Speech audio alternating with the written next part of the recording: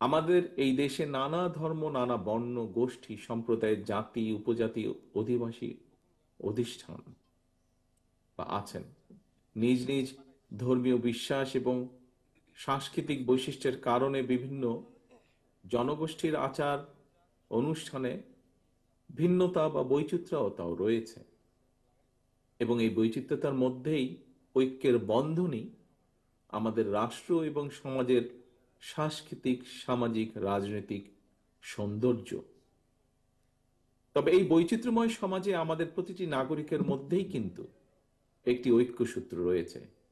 যদি আমরা জিজ্ঞেস করি কি সেই ঐক্যসূত্র, প্রিয় উপস্থিতি, সেই ঐক্যসূত্র হচ্ছে বিএনপির প্রতিষ্ঠাতা, স্বাধীনতার ঘোষকের যুগান্তকারী রাজনৈতিক দর্শন বাংলাদেশী জাতীয়তাবাদ। অর্থাৎ অর্থাৎ আমরা যারা যেই ধর্মই বা জাতি বা গোষ্ঠীরই প্রতিনিধিত্ব করি না কেন, নাগরিক হিসাবে আমাদের সবার প্রথম এবং প্রধান পরিচয় আমরা বাংলাদেশী।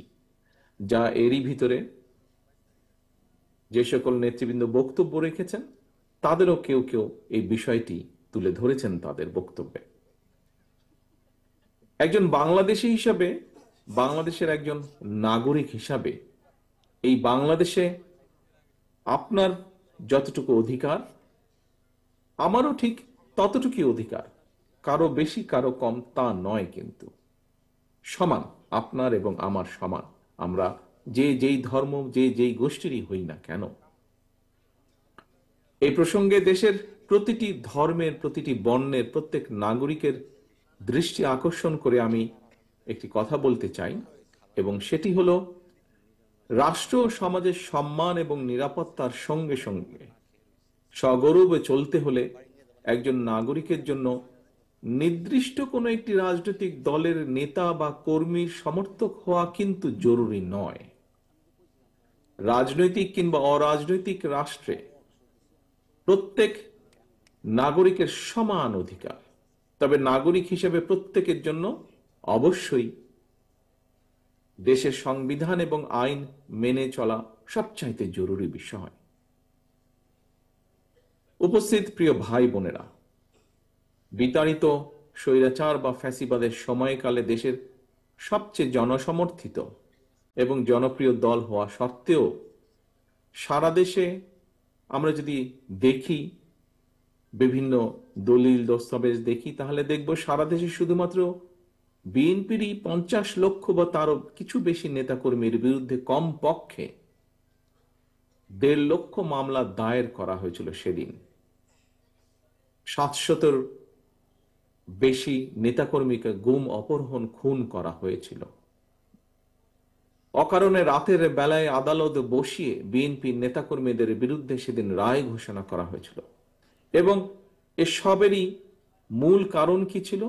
মূল কারণ ছিল দেশে আইনের শাসন ছিল না সেদিন।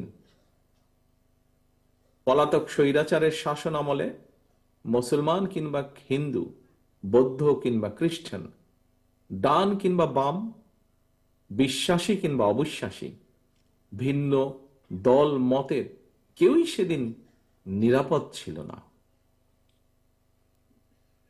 2012 সালে রামু বৌদ্ধ মন্দিরে হামলা, কিংবা 2016 সালে ব্রাহ্মণবাড়িয়ার নাসির নগরে যে হামলা হয়েছিল, সেই হামলা সহ দেশের কোথাও কোনো একটি হামলারও সেদিন বিশ্বাসযোগ্য তদন্ত হয়নি বা বিচার হয়নি। গত 1.5 দশকে আমি এবং আমার নেতৃবৃন্দ আমরা বিভিন্ন বক্তব্যে দেশের সুশীল সমাজ, সর্বদলীয় এবং সর্বধর্মীয় প্রতিনিধিদের সমন্বয়ে একটি নাগরিক তদন্ত কমিশনের মাধ্যমে বিভিন্ন ধর্মীয় সংখ্যালঘু জনগোষ্ঠীর বাসা বাড়ি কিংবা ধর্মীয় উপাসনায় যে সংগঠিত যে অপরাধ সংগঠিত হয়েছিল, প্রতিটি হামলার নেপথ্য ঘটনা উদ্ঘাটন করে সুষ্ঠু বিচারের দাবি আমরা জানিয়েছিলাম। কিন্তু সে দাবিগুলো একটিও